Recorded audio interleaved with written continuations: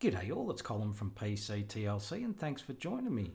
Just a small little introduction there to both AppImagePool and AppImageLauncher.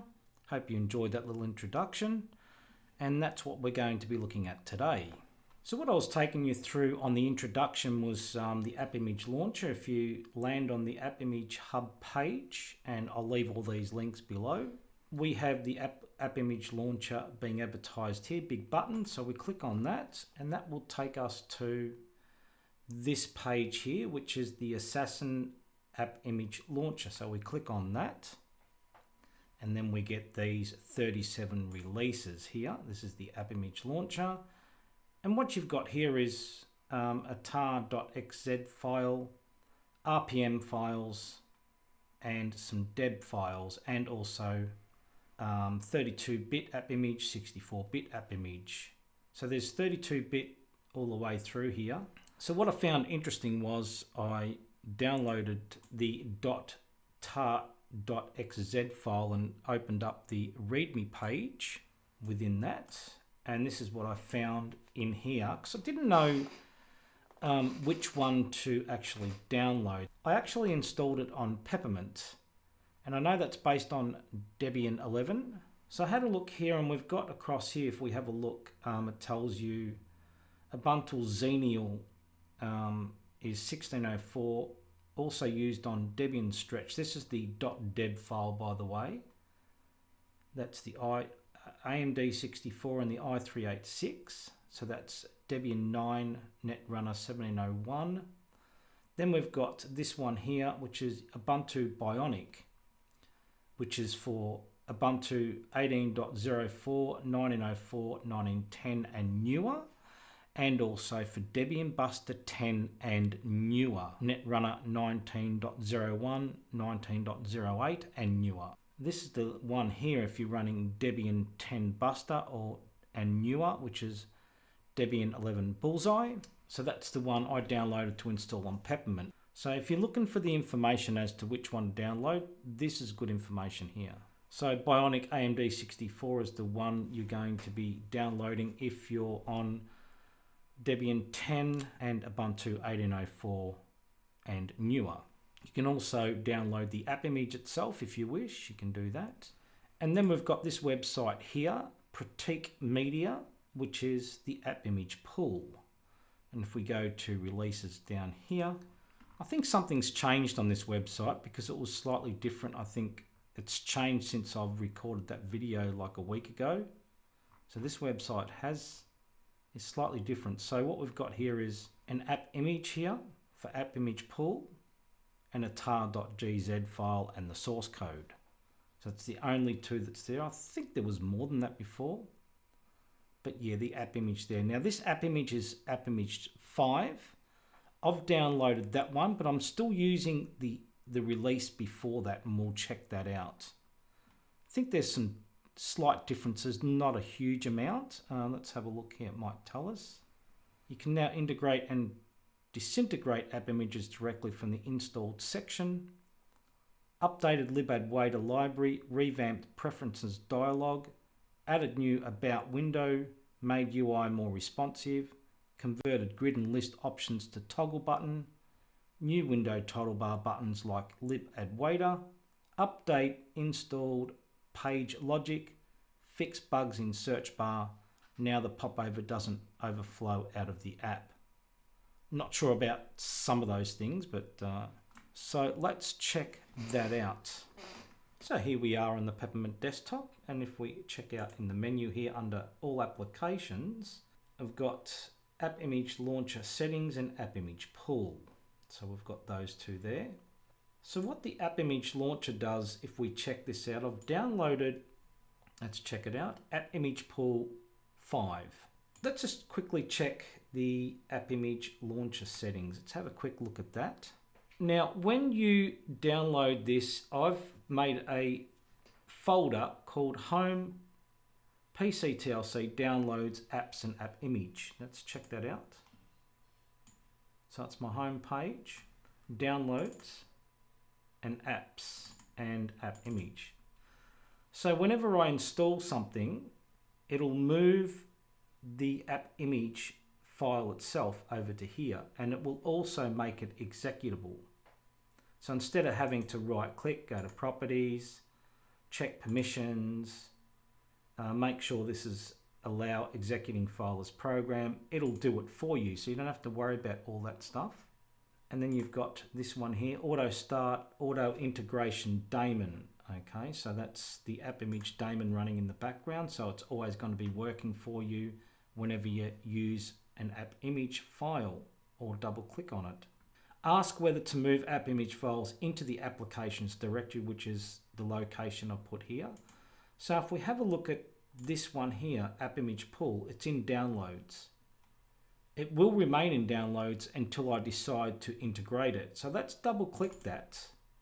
We can choose to run once. So let's do that. So that's AppImagePool version 5. That's the latest version. So I'm going to close that real quick. So if we have a look, this file is still in downloads. It hasn't moved into apps and AppImage yet because I chose not to integrate it. So what we're going to look at now is AppImagePool here. This is the version 4 something. I think it might be 4.9 or something like that. We'll have a look. We'll check that out.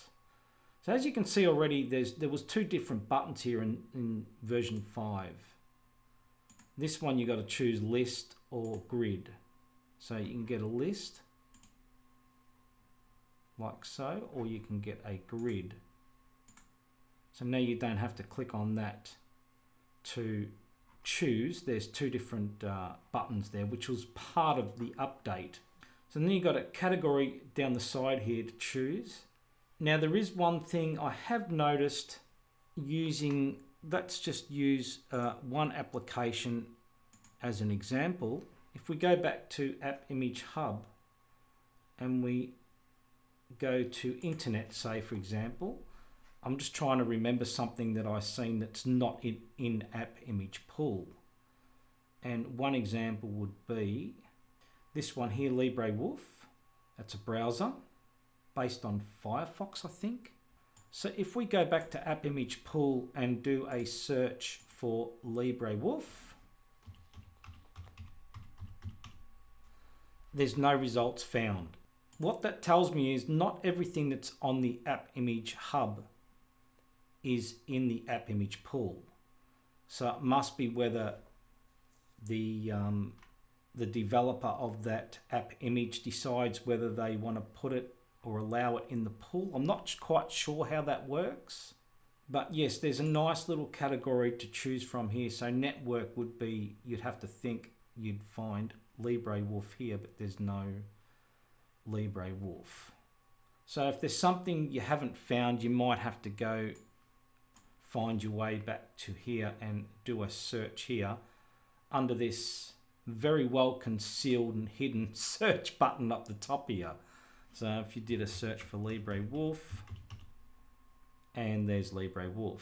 So that I didn't even know that search button was there to start with when I first started looking through AppImage Hub. So now this is version, let's check it out, about the app 4.9.9 AppImagePool. And then you've got installed. I've installed Popsicle, AppImagePool 5. I haven't really installed it, but it's picked up that I have run it. And I haven't downloaded anything from the AppImagePool yet. I've just used my own AppImages at the moment, so I haven't really downloaded anything from here. So what we're going to do is we're going to go to downloads, and I'm also going to make my way over to downloads, oops, wrong one, downloads, apps, AppImage. So what I'm going to do is I'm going to run this and I'm going to integrate it. So I'm hoping that it'll overwrite this one in the menu here. I think these 2 apps really should be integrated together, would be really nice, because I think they complement each other really nicely. So let's double click AppImagePool, and you'll probably find it will end up in here once I say integrate and run. So I've run this once about 3 or 4 times in here. And as you can see, it still allows you to run once. So let's integrate and run. So now it's moved it over to here. and it's running it. So now we're on version 5 because we've got the 2 toggle switches here. And it doesn't say that AppImagePool 5 is installed, probably because we're running it. I don't know how that works. Okay, so that's how that works. So if we close that and then open it from the menu, oh, there's 2 in the menu now. This must be the new one because it's got a different icon. And yes, we're on version 5. So I suppose we'd want to delete, I don't know if we've got menu in here, have we? Menu editor. And if we look for, search for AppImage, yeah, we've got AppImageLauncher and AppImagePool there. Let's get rid of that error there. So we've got AppImagePool. We should be able to delete that. No, we can't. So if we go to the old AppImagePool, we could choose to hide this application in here. Let's do that. So we can do this, we could cancel this. We could go to .local share applications, cancel that. We've got some information there. So that's show hidden files, .local share applications. Well, that file is not there, so I don't know why that is. All right, so that file is not there. So we just have to hide application, hide the application. Let's check out again what's in .local share applications. Still got that one there. So that's the new version. So that's okay, the other one's hidden. I'm a bit surprised that that older one wasn't in there. Oh, there it is there now. So now it's showing up. Okay, so it shows up once you hide it. It's not there before you hide it. Okay, that's what's going on there. All right. In that case, if you wanted to show it again, you would have to go to .local share applications, and it said right click, open with your text editor, which is mousepad in this case, and then you'd have to change that to hidden equals false. I think it might have said. That makes sense anyway. So this is AppImagePool grid. So if we was to install an AppImage, I don't know if I've got GIMP installed in here. No, I haven't. So let's see if we can find a GIMP in here. And let's just install one real quick. There's GIMP there. GIMP. We could download GIMP and lots of choices here. 20.10.13. I don't know what the difference between these are. So this one's with plugins. Well, let's choose that one and download it. That's the first one I've probably downloaded. So we're going to have to hit the download button, I would say. Or do we? No. Probably not. So not much feedback there. Oh, there's the downloads there. Okay, so download is complete. GIMP. So is GIMP installed? I don't think it's just downloaded it, right? I think. Yes, so we need to run it. So let's click that. And this is where you don't really see, AppImageLauncher doesn't do much. It's just running in the background. So now what's happening is AppImageLauncher will give you the option to run once. You can try the application out. If you're not happy with the application, it's not integrated into the menu and it's not a problem. And if you don't like it, you can delete it. And you can delete it from here. All's good and nothing has changed in your menu. So let's just say we click on that. We run once. It should open GIMP like so. And there's GIMP, help and about 2.10.15. Now, if we have a look in the menu, GIMP will not be there. It's not there. And this one here is probably in our downloads folder. Let's just check that out real quick. So I'm not sure where it's holding the downloads for this or the installed. Probably once again, it's probably in home.local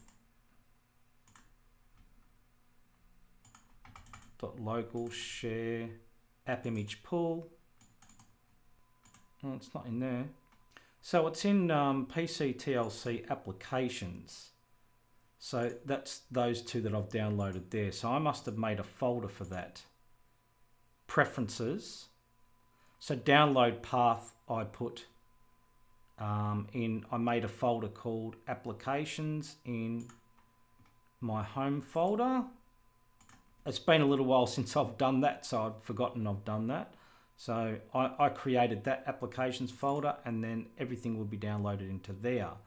And then when AppImageLauncher runs it, it will move it from this applications probably into downloads and apps and AppImage, I would say. We'll find that out. Applications directory is here. Icons directory is here. I've forced a dark theme. I don't know what portable home means and portable config. I'm not quite sure what those two do. So let's click on that again. That's integrate and run. So there's GIMP open. Let's close that and do a search for GIMP. And there's GIMP. Now I'm not sure if that's moved that from applications or not. Yes, it has. It's moved it from applications to downloads, apps, AppImage, and there it is. Now I think the reason why Popsicle is not there, because I might have installed Popsicle before I installed AppImageLauncher, because I might have been trying this first, the AppImagePool, and then I must have installed the AppImageLauncher after. That's why Popsicle didn't move into that apps folder, AppImage folder. So let's shut Peppermint down. So we're going to quickly jump into MX21. If you remember my little introduction, I'm pretty sure that they were including Flatpak as an install option, but I don't see that anywhere here since this website's been updated, unless I'm not looking correctly, which can be me. So what we're going to do is have a look in MX21, and we're going to go to MX Tools, Package Installer, and we're going to go to Flatpaks. Now I'm thinking it's probably going to be here, but it's probably going to be the 4.99 release instead of the 5 release. That's what I'm thinking. So we'll soon find out. Let's have a look. AppImagePool. So there it is there. But I don't know why they're not advertising it as a Flatpak install on their website anymore. Let's install that and see which one it is. Let's click OK. I'm not sure if I'm missing something here. It was definitely Pratik Media. So what I'm thinking here is they're not advertising the Flatpak. They're probably updating their Flatpak from 4.99 to 5, and they've taken it off the website at the moment till that's updated. This is the change log here. That could be one of the reasons why it's not on the website as a Flatpak at the moment. So that's done. Let's just check out. It doesn't tell us what version it is there. So let's close that. Close that. And that's run AppImagePool. There it is there. Yeah, so that's the about the app 4.99. Okay, so their 5 has not reached Flatpak yet. That makes sense. So I really think these two apps really work well together, because the AppImageLauncher does help integrate anything that's being installed from the AppImagePool. So I think they really complement each other big time. Also, I'd have to think that the Flatpak is not available yet because it's been taken off the table at the moment, I would think, because they're updating the Flatpak from 4.99 to 5. I'd have to think that's the reason it's not showing on the website, because if you have a look at my little introduction, it's definitely there as a Flatpak install. So maybe they're just in the process of updating that. So if you're a fan of AppImages, things are moving quite nicely for AppImages. Not everything that's available on the AppImage Hub is available in AppImagePool. And it might be vice versa as well. And it could also mean that AppImage Hub and AppImagePool both might not have AppImages because they might only be available on the app's website or the developer's website or on GitHub only or something like that. So, I mean, I have to think that at the moment, AppImages are still a bit fragmented and could be here, there and everywhere, and you have to go searching for them. But I see this as a great start for AppImage, and once everyone jumps on board, it's definitely going to make installing AppImages and finding AppImages so much easier. So that was AppImagePool and AppImageLauncher. Hope you enjoyed this video, hope you found it interesting and informative, and thanks for watching.